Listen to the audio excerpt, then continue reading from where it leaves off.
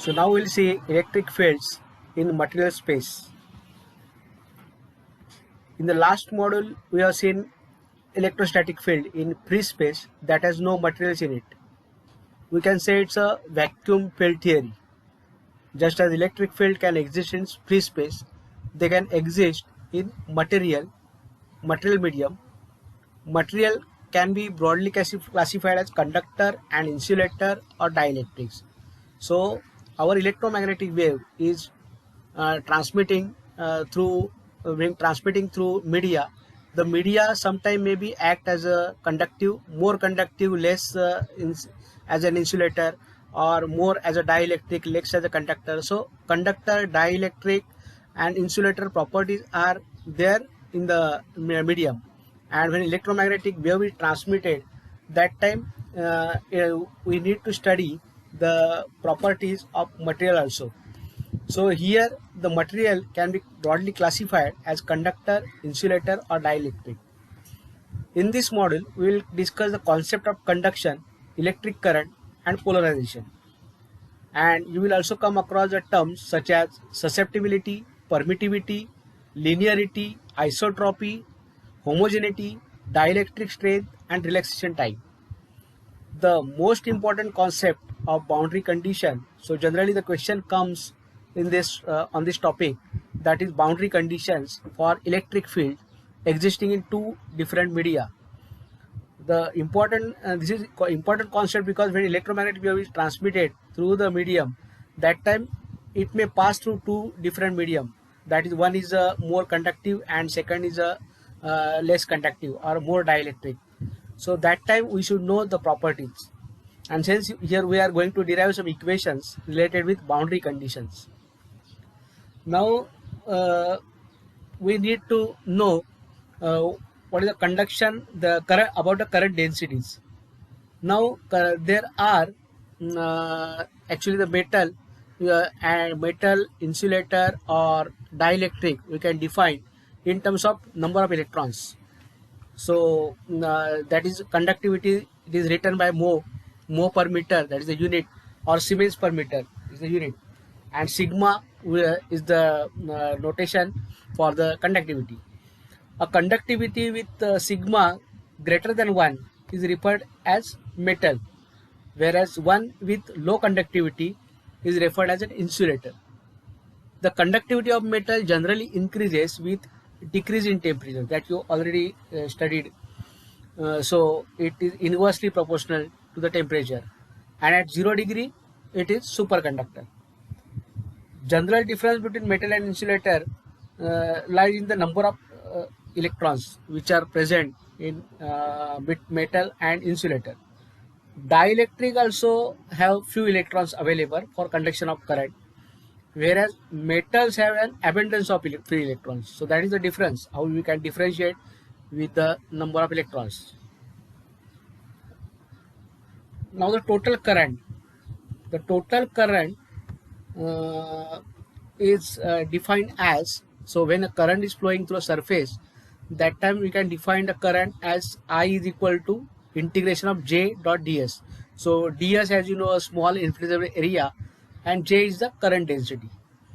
Depending on how I is produced, there are different kinds of current densities.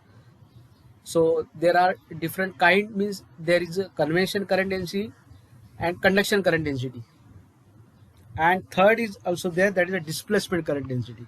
So we are going to derive some equation using this current densities.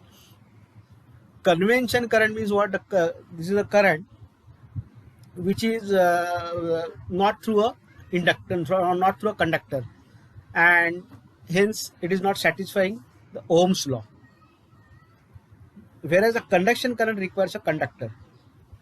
The conduction current density is J is equal to sigma E. Now sigma is again conductivity. So J is equal to sigma E, and this relationship J is equal to sigma E, it is similar to the Ohm's law. So it is called as Ohm's law actually. In the point form, it is known as a point form Ohm's law. So we are going to use this equation number of times while deriving the other equation. So always remember Ohm's law means J is equal to sigma E. So you can relate it with V is equal to IR. So here it is written in terms of current density, conductivity and electric field.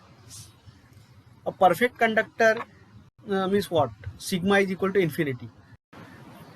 Sigma is equal to infinity. So here there is a conduction current.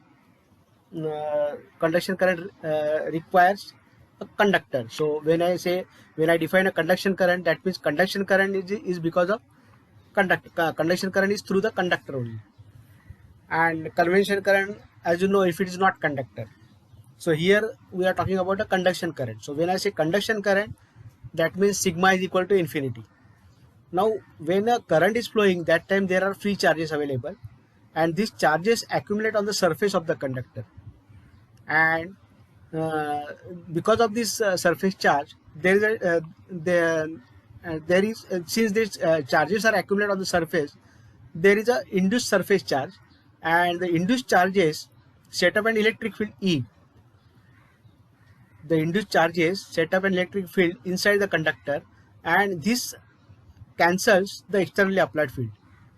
So again, this leads to an important property of a conductor, that a perfect conductor means the conductor which is having sigma is equal to infinity cannot contain an electrostatic field within it. So again I repeat, a perfect conductor means sigma is equal to infinity, free charges are there, so there is a conduction, and these free charges accumulate on the surface of the conductor, and because of this surface charge, because of this induced surface charge, there is again electric field setup, that is E, and this cancels externally applied field, and hence the resultant electrostatic field within the conductor is equal to 0. A conductor is called as equipotential body, implying that potential is the same everywhere in the conductor, and this is based on the fact that E is equal to minus gradient V, that is equal to 0. So here gradient V you will get 0. Hereafter we should also remember that J is equal to sigma E as Ohm's law. So we can also say that to maintain a finite current density J, so if you see the equation, if you want to maintain a finite current density J in a perfect conductor, that is sigma is equal to infinity, requires that the electric field inside the conductor vanish. In other words, if E tends to 0, in case of conductor, E will tends to 0 because conductivity is equal to infinity. If some charges are introduced in interior of such conductors, anyhow, if suppose this is a media is conductive, and if you try to introduce some charges inside it, then the charges will move to the surface and redistribute themselves. So charges will go at the surface of that conductor, of that medium. So again they will redistribute themselves, and they redistribute in such a manner that the field inside the conductor again vanishes. So this is one of the important characteristic of. So first we'll write the given data, that is n is equal to, eta is given, that is number of electrons, so 10 raised to 29. E is given, minus 1.6 because it is the electrons, so you can write 1.6. So 1.6 into 10 raised to 10 coulomb per meter cube. Then write the formula for rho v. So rho v is equal to n into number of electrons. So per meter cube you will get. So n is given, so 10 raised to 29 into 1.6 into 10 raised to 19. Here it is minus. So what you will get is minus 1.6 into 10 raised to 10 coulomb per meter cube. So this is about the first subtraction, that is rho v, volume charge density.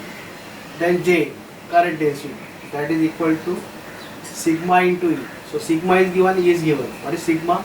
sigma is equal to 5 into 10 raised to 7 and E is equal to 10 into 10 raised to minus 3, that is V volt. So you will get 500 kiloampere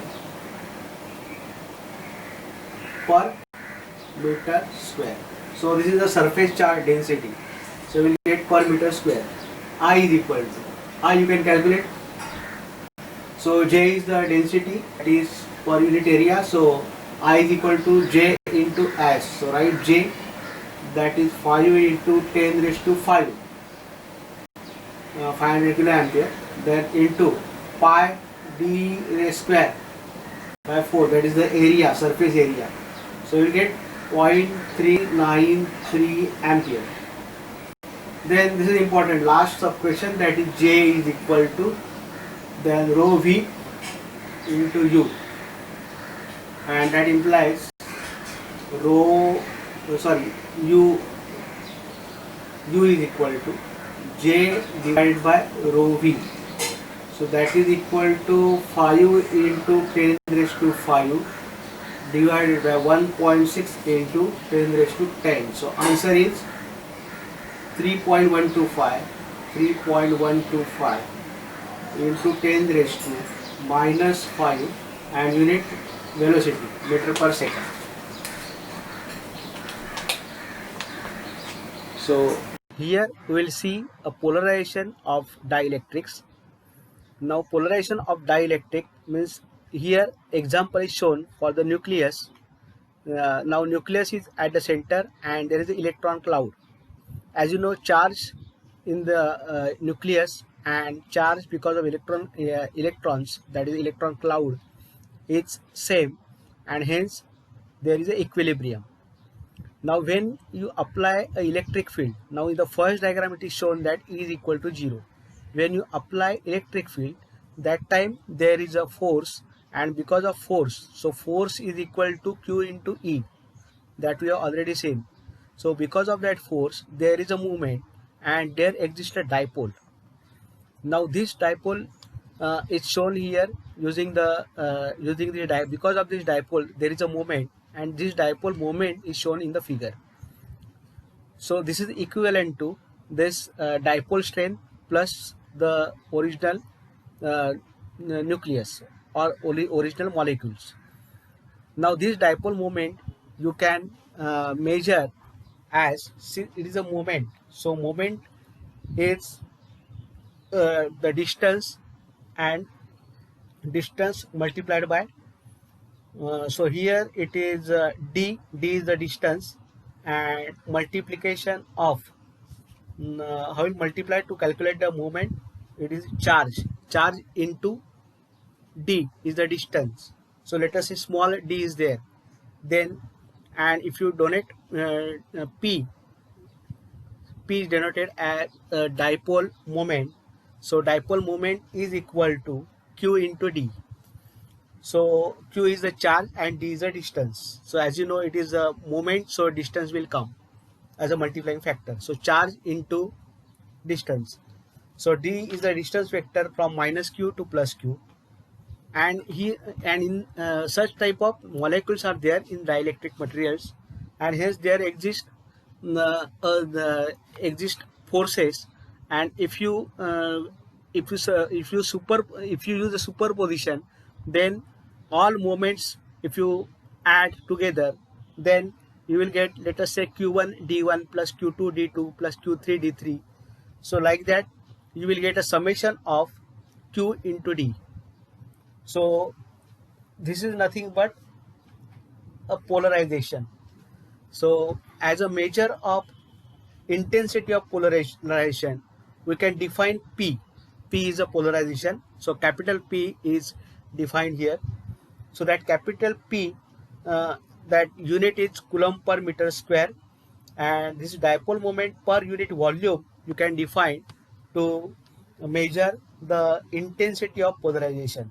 So here if you write the formula in terms of delta V, then limit delta V tends to 0, then total summation Q into D, that will come divided by delta V. So this is polarization. So now if you now what is the difference when you are when general formula we are using D is equal to epsilon 0 E when there is no electric field. When you are applying the electric field, there is addition of that dipole moment, so addition of that vector, hence it is written as D is equal to epsilon 0 E plus P. So you have to remember at least the concept that when electric field is applied, there is a change because of dipole moment, because of moment, and moment you are defining by charge multiplied by a distance d, and if you add together all this moment you will get a p. So there is an addition of this vector changes, and hence after polarizing d will become epsilon 0 E plus p. Now here we are going to add one more term, that is susceptibility. So P is equal to susceptibility into epsilon 0 E. So susceptibility of the material is nothing but what? How sensitive dielectric is to electric field. So here sensitivity you can measure. So this formula, that is D is equal to epsilon 0 E plus P, and P is equal to susceptibility into epsilon 0 into electric field, that you have to remember.